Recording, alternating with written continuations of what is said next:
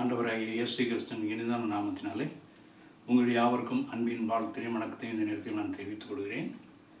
நான் சற்று நேரம் தியானிக்கும்படியாக எடுத்துக்கொண்ட ஒரு வேத வசனம் அப்போஸ்தலனாகிய பவுல் ரோமருக்கு எழுதின நிருப புத்தகம் 12ஆம் அதிகாரம் 2ஆம் வசனத்தை வாசிக்க கேளுங்கள்.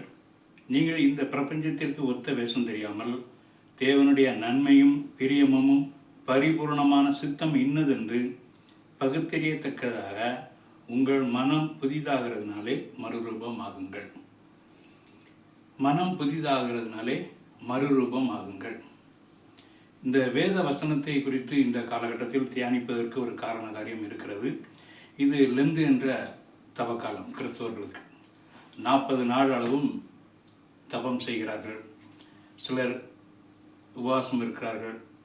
சிலர் சில கட்டுப்பாடுகளோடு நடந்து கொள்கிறார்கள்.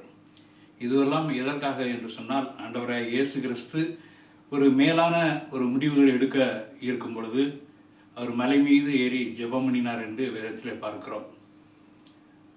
அநேக வேளையிலே உபவாசம் இருந்து ஜெபித்து தேவனுடைய நன்மையும் பிரியமும் பூரண சித்தம் என்பதை தெரிந்து கொண்டுதான் ஆண்டவராகிய இயேசு கிறிஸ்து சில முடிவுகளை எடுத்தார் என்பதை பார்க்கிறோம். 12 சீடர்களை தேர்வு செய்வதற்கு முன்பாக அவர் தனித்து ஜெபம் பண்ணினார் என்று வேதத்திலே நாம் பார்க்கிறோம். அதே போல் இந்த 40 நாளளவும் நாம் ஜெபிப்பதிலும் உபவாசம் இருப்பதிலும் வேத வசனங்களை தியானிப்பிலும் அதிக நேரம் செலவிடுகிறோம்.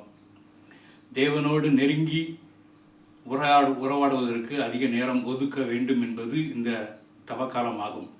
சிலர் இதை அல்லல் தட்டி விடுவது உண்டு. இது ஒரு பயிற்சியின் ஒரு காலம் என்று எடுத்துக்கொள்ளலாம். கிறிஸ்தவர்களுக்கு இது ஒரு பயிற்சியின் காலம்.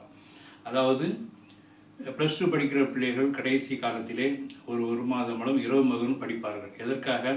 தேர்வு எழுதிவிட்டு அடுத்து வேறொரு இடத்துக்கு மறுரூபமாக இருக்கிறார்கள். அதாவது இன்று +2 மாணவர் இன்னும் சில மாதங்கள் கழித்து அவர் உயர்கல்வி கற்பதற்காக ஒரு சிறந்த கல்லூரிகளை நாடி தேடி அடைவதற்காக ஒரு பெரும் முயற்சியும் பிரயாசம் எடுத்து அநேகர் பரீட்சை எழுதி முடித்து விட்டார்கள்.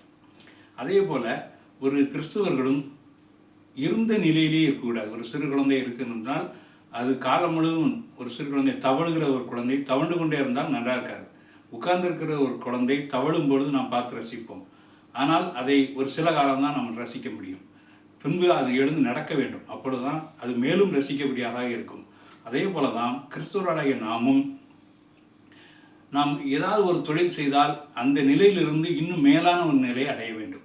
அதைத்தான் ரோமருக்கு எழுதின புத்தகத்திலே இந்த வசனத்தின் தொடர்ச்சியை நாம் படிப்போம் என்றால் அங்கே சொல்லப்பட்டிருக்கிற காரியம் அதுதான். அதாவது மேலான இருக்கிற நிலையிலிருந்து ஒருபடி மேலாக உயர வேண்டும். அதற்காக பலப்படுத்தவும் நம்மை திடப்படுத்திக் கொள்ளவும் ஏற்ற காலம் இது. பலப்படுத்துவதற்கும் திடப்படுத்திக் கொள்வதற்கும் நாம் செய்ய வேண்டியது அதிகம் வேதம் வாசிக்க வேண்டும், அதிக நேரம் ஜெபிக்க வேண்டும். ஜெபித்து நம்மளை பலப்படுத்தி திடப்படுத்தி கொண்டு ஒரு இலக்கை நான் நிர்ணயித்து கொள்ள வேண்டும்.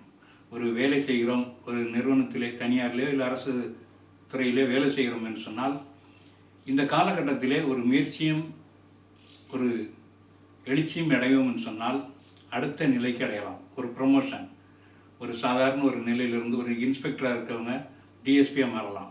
டிஎஸ்பியாக இருக்காங்க ஒரு ஏடிஎஸ்பியாக அந்தஸ்துக்கு உயரலாம். இதற்கெல்லாம் ஒரு மன விருப்பம் வேண்டும். முதலாவது மன விருப்பம் வேண்டும். இருக்கிற நிலையிலே இருந்து கொண்டு சொன்னால் அது கிறிஸ்துவுக்கு பிரியமான ஒரு காரியம் அல்ல.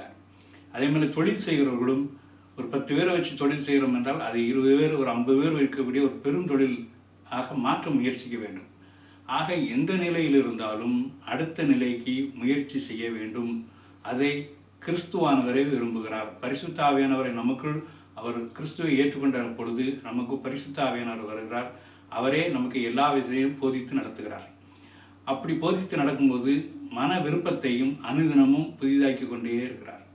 அந்த மன விருப்பத்திற்கு ஏற்பாக நாம் செவி கொடுக்க வேண்டும். தேவனோடு ஒத்தாசையாக இணைந்து நடக்க வேண்டும்.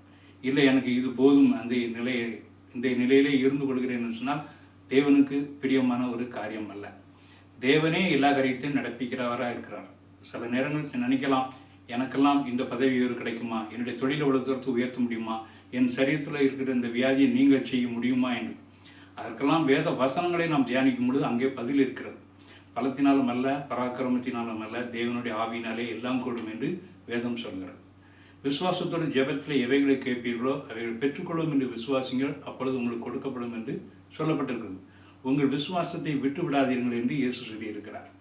ஆக தேவனுடைய கிருபையினாலே ஒரு படியிலிருந்து இன்னொரு படிக்கு உயர்வதற்கு தேவனுக்கு பிரியமாக இருக்கிறது, நன்மையுமாக இருக்கிறது. அதனால தான் இந்த பிரபஞ்சத்தில் ஒத்த விஷம் தெரிக்காதீர்கள் என்று சொன்னால் உங்களை அநேகர் ஒரு கட்டுக்களை வைத்திருப்பார்கள், இந்த மாதிரி இருந்தால் போதும் அப்படி என்று. ஆனால் தேவன் உள்ளுக்குள் இருந்து ஏவுவார்.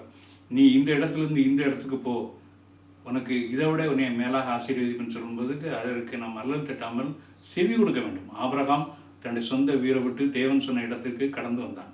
அதே போல் நம்மை தேவன் எந்த மாதிரி உணர்த்துகிறார் அதற்கு செவி கொடுத்து ஒருபடி மேலாக உயர வேண்டும் என்பதே தேவனுடைய சித்தமாக இருக்கிறது.